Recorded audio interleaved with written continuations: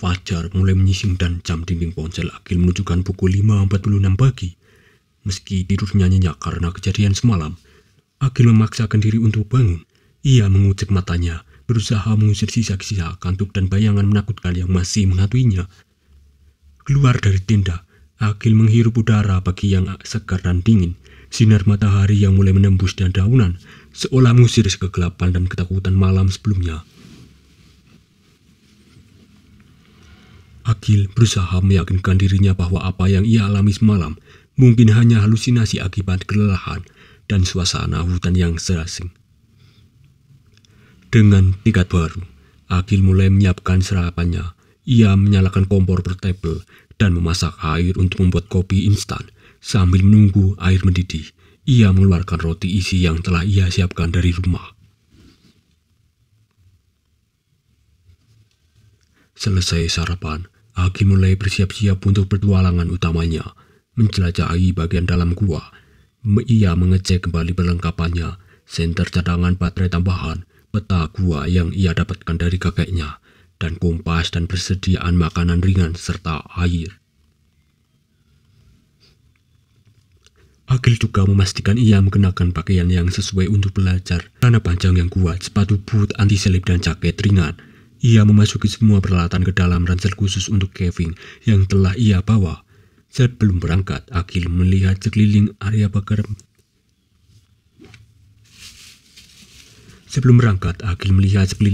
perkemahannya. Di bawah sinar matahari pagi, tempat ia terlihat jauh berbeda dari suasana mencekam semalam.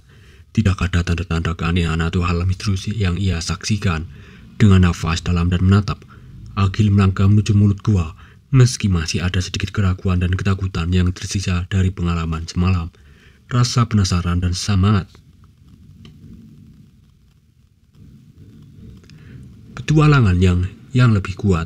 Ayo, Akil, ini waktunya untuk menguapkan misteri gua ini, gumamnya pada sendiri. Menyemangati dirinya sendiri saat ia menyalakan senter dan mulai melangkah masuk ke dalam kegelapan gua. Akil melangkah masuk ke dalam gua. Cahaya senternya menerangi kegelapan di hadapannya. Seketika ia terpana dengan pemandangan yang terbentang di depannya. Gua ini ternyata jauh lebih besar dari yang ia ingat semasa kecil. Udara di dalam gua terasa lembab dan sejuk, memberikan sensasi yang kontras dengan suhu di luar. Dinding-dinding di gua yang tinggi menjulang membentuk ruangan alam yang luas. Akil bisa merasakan tetesan air yang sekali jatuh dari langit-langit di atas kepalanya.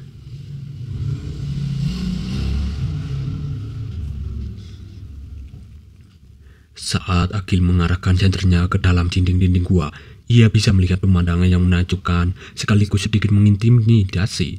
Ribuan kelawar bergelantungan di sana, beberapa terganggu oleh cahaya senternya, menciptakan suara kepakan sayap yang bergema di seluruh gua.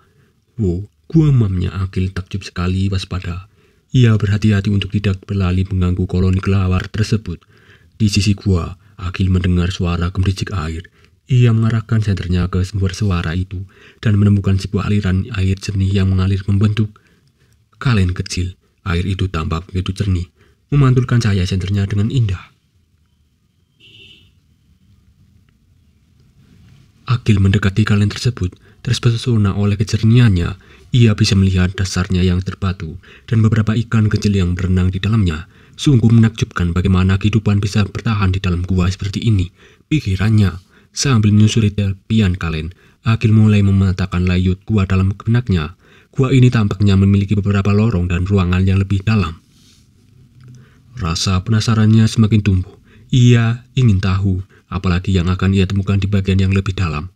Namun di tengah kekagumannya, Akil teringat akan pengalaman misterius semalam.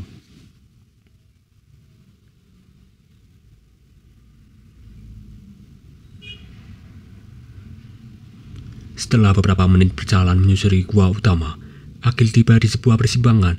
Di hadapannya gua bercabang menjadi 3 lorong yang berbeda. Akil berhenti sejenak, mengeluarkan peta pemberian kakeknya dan mempelajarinya dengan seksama di bawah cahaya senter. Sesuai dengan petunjuk peta, Akil memutuskan untuk mengambil jalur di sebelah kanan. Dengan stalagit unik, gumamnya pada diri sendiri, mengingat cerita kakeknya. Dengan langkah hati-hati, Akil mulai menyusuri lorong kanan. Lorong ini lebih sempit dibandingkan dengan gua utama, dan langit-langitnya lebih rendah. Akil harus sedikit membungkuk untuk menghindari stalagmit yang menggantung. Namun seiring dengan semakin dalamnya ia masuk ke lorong ini, Akil mulai merasa ada yang tidak beres. Formasi batu dan bentuk lorong yang ia lewati tidak lagi sesuai dengan apa yang digambarkan di peta. Kecemasan mulai menyelimuti pikirannya. Ini aneh, pikirannya Akil. Ia berhenti dan sekali lagi memeriksa pertanyaan dengan seksama. Namun kali ini, ia menyadari bahwa peta itu tidak lagi membantu. Tampaknya ia tersesat di gua ini.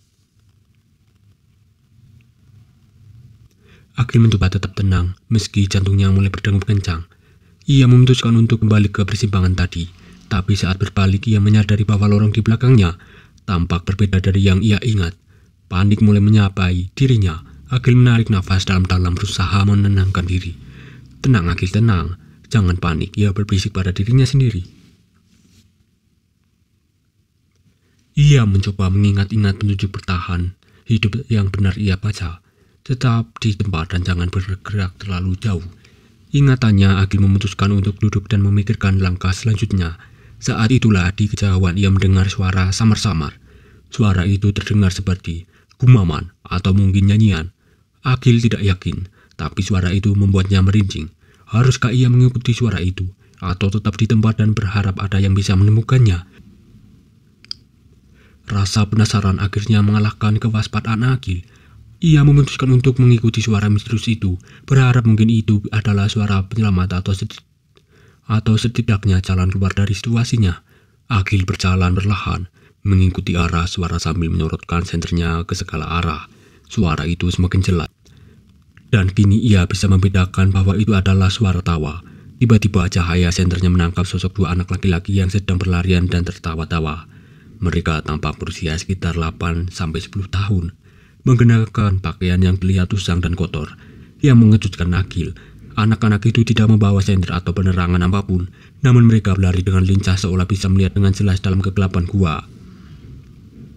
Jantung Akil seolah berhenti berdetak. Untuk sesaat ini tidak masuk akal, bagaimana mungkin ada anak-anak di sini dan mengapa mereka terlihat tidak normal. Ia berbalik dan mulai berlari sekencang-kencangnya kembali ke arah ia datang tadi. Nafasnya tersengal-sengal dan suara derak langkahnya bergema di dinding-dinding gua. Namun setelah beberapa saat berlari, Akil menyadari sesuatu yang aneh. Ia seharusnya sudah kembali ke tempat ia mulai mengikuti suara tadi, tapi lorong gua ini tampak asing. Ia kembali menemukan dirinya kembali berada di simpangan 3 yang ia temui di awal perjalanannya. Akil terhayung bersandar pada dindingnya. Gua sambil berusaha mengatur nafasnya. Keringat dingin membasahi dahinya, bukan hanya karena kelelahan berlari, tapi juga karena rasa takut dan kebingungan yang luar biasa. Apa yang sebenarnya terjadi di sini? Bisiknya pada diri sendiri. Suaranya bergetar. Kini Akil dihadapkan pada pilihan yang sama seperti sebelumnya. 3 lorong gua yang berbeda. Namun kali ini situasinya jauh lebih menakutkan. Ia tidak lagi yakin apakah peta yang ia bawa bisa dipercayainya, atau apakah logika normal berlaku di dalam gua ini. Di kejauhan, ia masih bisa mendengar samar-samar suara tawa anak kecil itu. Akil berusaha membuat keputusan, haruskah ia mencoba salah satu lorong lagi, atau mungkin ini saatnya untuk menyalakan suara darurat. Namun Akil lupa bahwa ia sangat dalam di gua ini, dan tidak ada seorang pun di luar sana.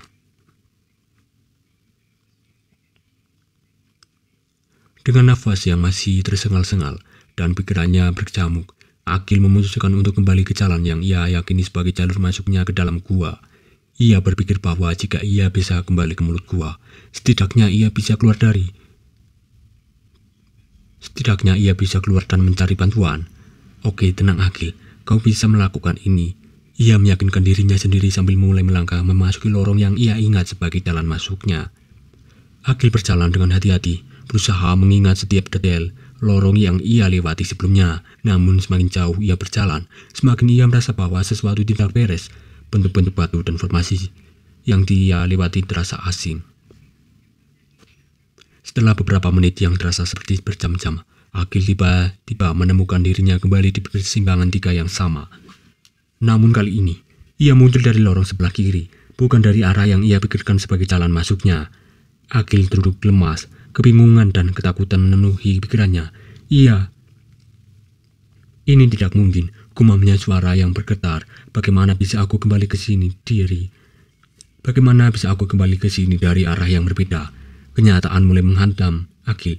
Gua ini tidak normal, entah bagaimana lorong-lorongnya seolah berubah dan berpindah. Atau mungkin ada kekuatan misterius yang mempermainkan arah dan persimbangannya. Akil mengeluarkan botol airnya dan meneguk beberapa kali air. Berusaha menenangkan diri. Ia berpikir jernih. Jika ia tidak bisa mengandalkan ingatannya atau bahkan loyut fisik gua ini, ia harus mencari cara lain untuk keluar. Saat itulah, di tengah keputusannya, Akil teringat akan sesuatu. Kakeknya pernah bercerita tentang legenda gua ini. Ada yang mengatakan bahwa gua ini memiliki jiwa yang sendiri dan hanya akan membiarkan keluar mereka yang diizinkan oleh gua. Meski terdengar tidak masuk akal, saat ini Akil merasa tidak punya pilihan lain selain mempertimbangkan kemungkinan. Apakah ia harus mencoba berkomunikasi dengan jiwa gua ini? Atau mungkin ada petunjuk atau tanda yang harus ia cari? Dengan tangan yang sedikit gemetar, Akil mengeluarkan ponselnya. Meski tidak ada sinyal, ia bisa menggunakan kamera untuk merekam atau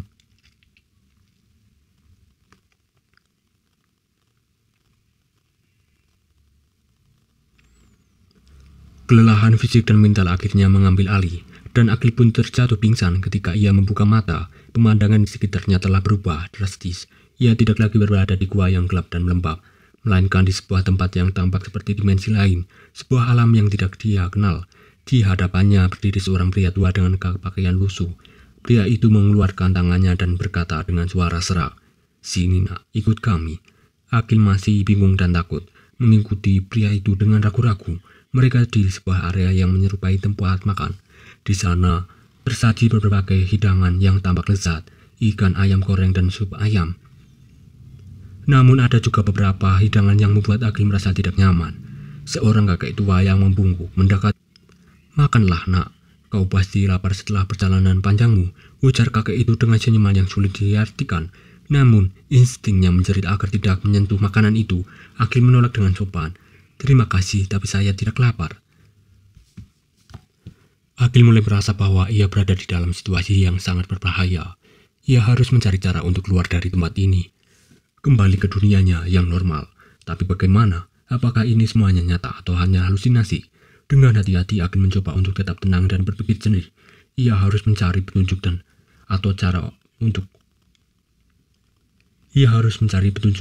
untuk melarikan diri dari situasi aneh ini. Namun, setiap gerakan yang ia buat seolah diawasi oleh sosok-sosok di sekitarnya.